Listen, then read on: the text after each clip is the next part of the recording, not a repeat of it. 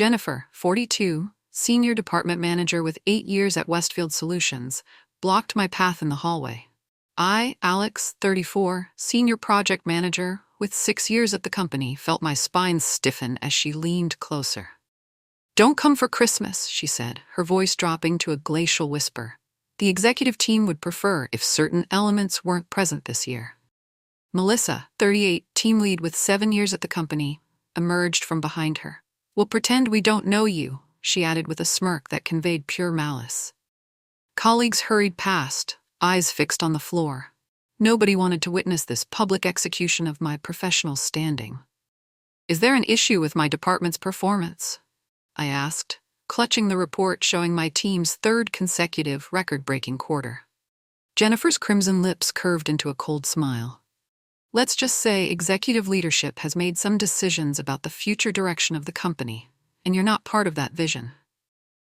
What they didn't know was that the folder under my arm contained 6 months of meticulous documentation, financial discrepancies, and damning email trails that would destroy them. I watched them walk away, already calculating my move. The Christmas party would be my battlefield. They'd told me not to come. They were wrong. Hit that subscribe button now if you believe loyalty should always be rewarded. Only someone who supports betrayal would refuse.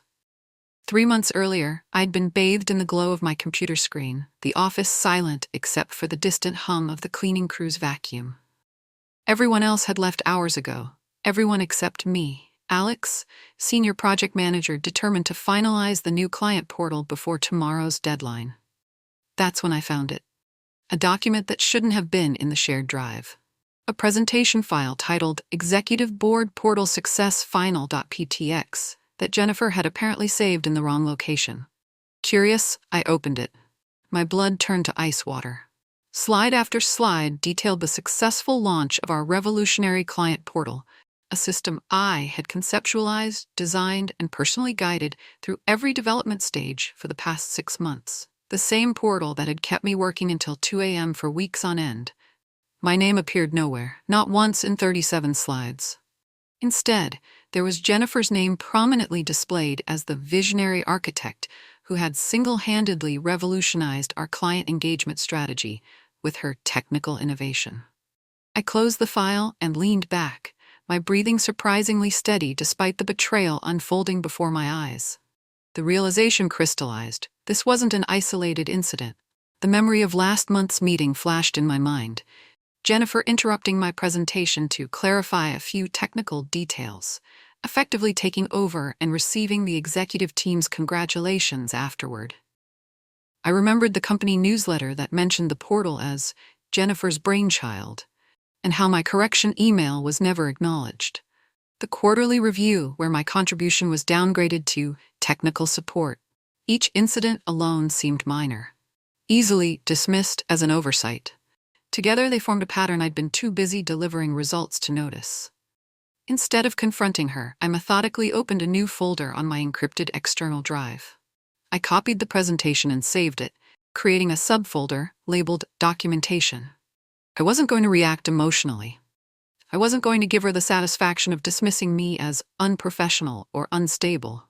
No, I would be strategic, methodical, patient. That night, as the cleaning staff finally reached my floor, I packed up my things with a new sense of purpose. Jennifer had no idea what she had just set in motion.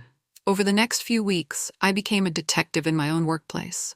Each discovery was more disturbing than the last. Jennifer wasn't just stealing my work. She had created an entire system of intellectual theft. Junior analysts saw their market research appearing in her presentations without attribution. Developers watched their code innovations become Jennifer's technical directives. The pattern was so blatant that I wondered how no one had exposed it before. Then I realized they had tried. 3 high-performing team members had left in the past year alone. Their exit interviews, conducted by Jennifer's close friend in HR, had mysteriously disappeared from the system. I needed access to secure records, emails, meeting minutes, approval logs, but my permissions had been quietly restricted. That's when I approached Sam, 31, IT specialist with 4 years at the company, someone who had helped with the portal project and seemed to operate outside Jennifer's sphere of influence. "Have you ever noticed anything unusual about how information flows through our department?" I asked him cautiously over coffee in the small cafe across from the office. Sam glanced around before leaning forward. "You mean how Jennifer takes everyone's ideas and presents them as her own? Or how she's dating Richard from operations to secure her position?" My coffee nearly spilled as I processed his words. "She's what?" "Dating Richard, VP of operations. The guy who approves all your budget requests. They've been together about 6 months. Very hush-hush, but not as discreet as they think." The pieces locked into place. Richard, 52, had questioned every budget request I'd submitted despite our department's record performance. He had been the one to approve Jennifer's last promotion over candidates with stronger qualifications. "I need to see what's been happening behind the scenes," I said carefully. "Documentation I should have access to, but suddenly don't." Sam hesitated. "That's getting into dangerous territory." "I'm not asking for anything confidential, just access to restore my proper permission levels for departmental records." He studied me for a long moment before nodding. "I can help with that, but whatever you find, I was never involved." That weekend I created a secure evidence file with timestamps, screenshots, and detailed notes of Jennifer's misconduct. With my access restored, I could finally see how deep the corruption went, and it went far deeper than I could have imagined. I walked into the office Monday morning with new eyes. The sleek glass architecture that once represented opportunity now felt like a massive deception. Beautiful on the surface, but hiding something toxic beneath. Jennifer smiled coldly as she passed my desk, a smile that never came close to reaching her eyes. "Alex, I removed you from the Sterling client call today. Melissa will handle it. We need more consistent messaging." Translation: I was being systematically isolated from key accounts. "Of course," I replied pleasantly. "I'll use the time to review our quarterly financials before the department meeting." Her smile faltered slightly. "That won't be necessary. I've already prepared the summary." "I'm sure it's excellent. I just like to understand the details, helps me manage my team's resources better." I noticed how her fingers tightened around her leather portfolio. "Those allocations are handled at my level, Alex. Focus on what's relevant to your role." That evening I stayed late again, now a calculated pattern rather than dedication. With the office empty, I dove deeper into our department's financial records. What I found made the intellectual theft seem almost trivial by comparison. Large budget allocations for operational enhancement and strategic development, vague categories with no deliverables attached. Vendor contracts with inexplicable price increases approved without question. A pattern of fund shifts that created a shadow budget of nearly $200,000 over the past year. Most damning of all, every financial irregularity had been approved by Richard's department, often by Richard himself. The relationship Sam had mentioned wasn't just office gossip, it was the linchpin of something that looked increasingly like fraud. The next morning, Melissa cornered me in the break room. She stirred her coffee with deliberate slowness, her voice honey-sweet, but her eyes cold as winter. "You should be careful about the questions you ask in meetings, Alex. People who pry into matters above their pay grade often find themselves reassigned." I met her gaze evenly. "I'm just trying to understand our departmental finances. That seems relevant to my role as senior project manager." "Know your place," she whispered, leaning closer. "Some doors aren't meant for you to open." As she walked away, I noticed how she immediately went to Jennifer's office, gesturing animatedly. Both women glanced in my direction. That night, I added screenshots of the financial discrepancies to my growing evidence file, carefully documenting dates, amounts, and approval chains. I encrypted everything and stored copies in multiple secure locations. The office atmosphere grew noticeably colder. Team members were hesitant to be seen talking with me.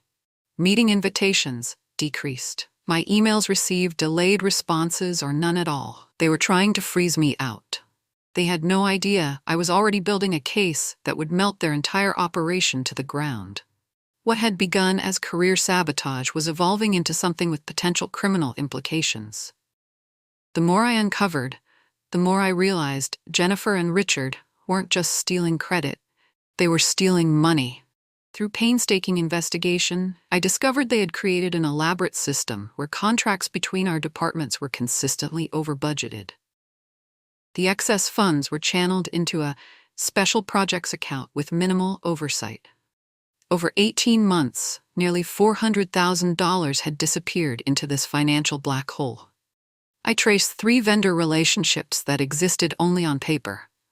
Companies with legitimate-sounding names, but no actual deliverables. Each had received multiple payments approved jointly by Jennifer and Richard. This wasn't just about my career anymore. The company could face serious audit issues and potential legal trouble if outside regulators discovered these irregularities. Jennifer wasn't just a credit thief, she was potentially complicit in financial fraud. My isolation accelerated.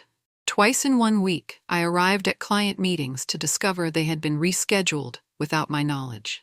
My team members were gradually reassigned to report directly to Melissa. Projects I had initiated were suddenly reprioritized and given to others. The writing was on the wall. They were systematically removing me from any position of influence, preparing for my eventual termination once I had been sufficiently marginalized. I heard Jennifer speaking to someone on the phone in her office, her voice uncharacteristically anxious. "We need to accelerate the timeline. He's asking too many questions." That evening, I took the most significant risk yet. I sent an anonymous email to the company's external audit committee, suggesting they take a closer look at interdepartmental financial approvals between operations and our division. I provided no specific details, just enough to trigger examination from an objective source. 3 days later, Jennifer was called to an unexpected meeting with finance. She returned ashen-faced, immediately closing her office door.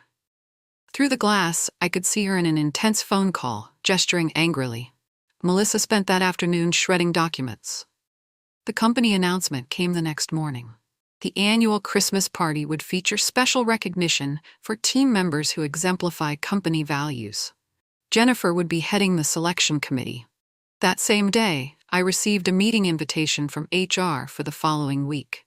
The subject line simply read, "Performance concerns." They were making their move against me, but they had no idea that I had already secured a private meeting with the chief financial officer immediately after the Christmas party. "I'm concerned about some financial patterns I've noticed," I had written carefully in my request. "I believe they deserve confidential review at the highest level." The CFO had responded personally within the hour. "I've had concerns as well. Let's discuss immediately after the holiday event." Jennifer and Richard's scheme was about to unravel. But first, I needed to attend a Christmas party I'd been explicitly told to avoid. Subscribe now if you stand for fairness and strategic justice. Only someone who believes betrayal should go unpunished would hesitate. The night of the Christmas party arrived with crystalline perfection. I'd spent weeks preparing for this moment. Sam had secured unalterable copies of all electronic evidence. "Whatever happens tonight, the records are preserved," he assured me. "Even if they wipe the entire system, these copies are time-stamped and authenticated." I dressed methodically, charcoal suit, crisp white shirt, the company pin I'd received for exceptional performance last year. A touch of irony. The manila envelope in my hand contained only selected documents, just enough to trigger recognition without revealing my full hand. The hotel ballroom glittered with holiday elegance when I arrived. Conversations halted momentarily as heads turned. Jennifer's champagne glass froze halfway to her lips, shock replacing her perpetual confidence. Richard stood beside her, his arm possessively around her waist. He whispered something in her ear as she stared daggers at me. I circulated casually, exchanging pleasantries with executives rarely seen on our floor. Biding my time. When Jennifer stepped away to speak with the CEO, I approached Richard with practiced casualness. "Beautiful event," I commented. "Didn't expect to see you here," he replied stiffly. "I have something you should see before my meeting with the CFO tomorrow." As he glanced at the documents, all color drained from his face. The evidence of his signature on fraudulent approvals lay in stark black and white. "There's more," I said quietly. "Much more." Richard immediately pulled Jennifer away from her conversation, gesturing urgently toward the exit. Their hasty departure did not go unnoticed by the company president, who had been watching our interaction with interest. The trap had sprung. 5 days after the Christmas party, the corporate tsunami hit. Jennifer was summoned to a glass-walled conference room where HR, legal, and the CFO waited with stacks of documents. Through the transparent barrier, the entire floor watched her composure crumble in real time. Her professional mask fractured as they presented evidence page by damning page. First came denial, then deflection, finally desperate finger-pointing. When she gestured wildly toward Richard's office, security was already escorting him from the building, his personal items in a cardboard box.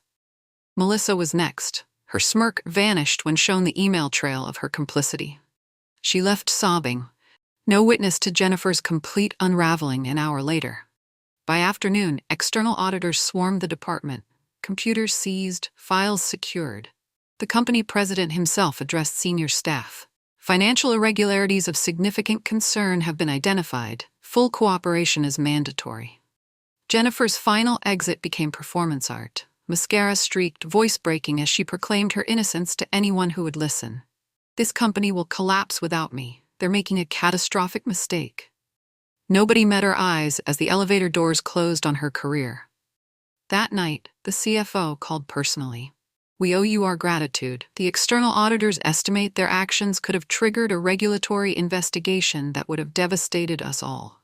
Justice had arrived, swift and merciless. Victory tasted different than I'd imagined. Not sweet, but complex, like medicine that heals while leaving a bitter aftertaste. The department resembled a battlefield after the fighting ends. Shell-shocked survivors, confusion, relief mingled with uncertainty. Innocent colleagues, people who had simply been doing their jobs under corrupt leadership, now faced project cancellations and intense scrutiny. Their anxious faces haunted me. 1 week after the implosion, I encountered Jennifer in the elevator as she returned to clear out her personal items. Her designer clothes hung looser on her frame, her eyes hollow and rimmed with exhaustion.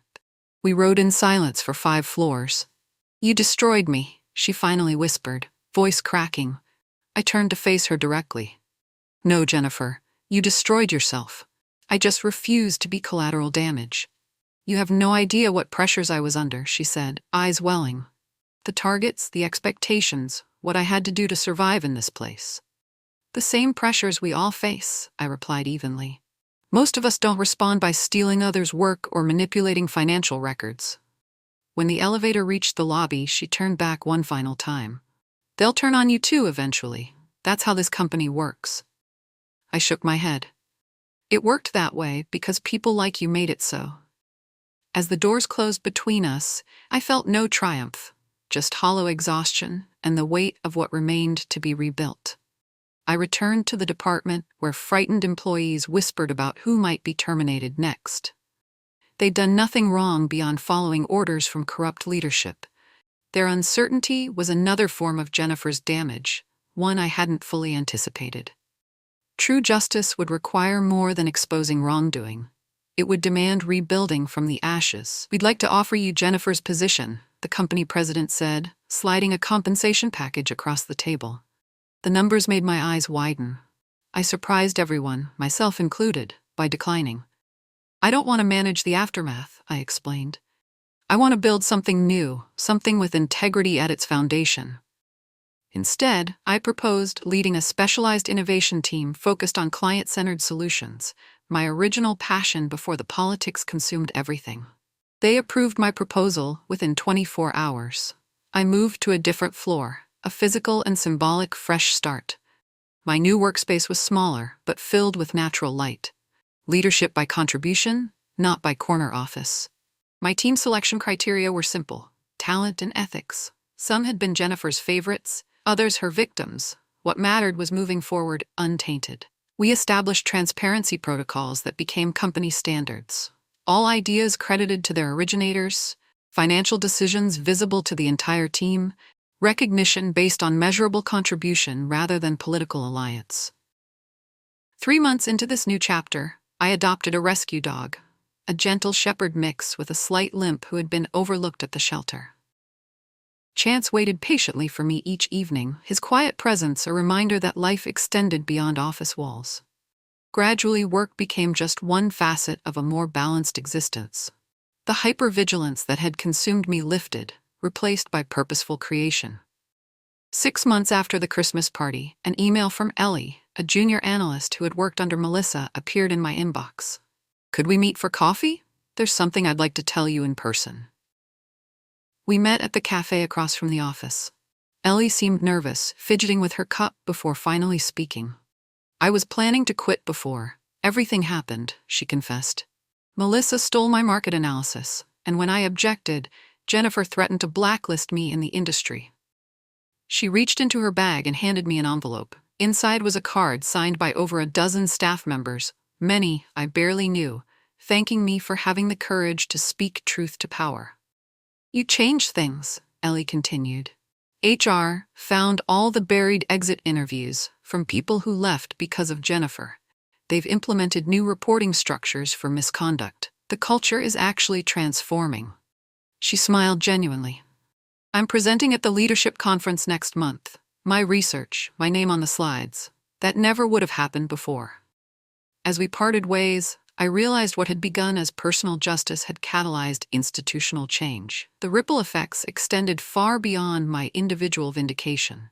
Sometimes standing your ground creates safe harbors for others to finally anchor their own ships.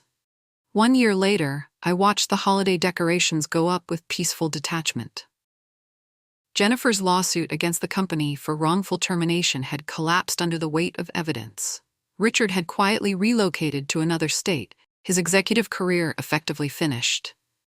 My division had launched 2 successful products that bore everyone's names who contributed, a small change with profound impact. I sometimes remembered Jennifer's parting words in the elevator, her warning that eventually they would turn on me too. But she had misunderstood the fundamental truth. When leadership is built on contribution rather than control, when success is shared rather than stolen, the constant fear and politics that defined her approach become unnecessary.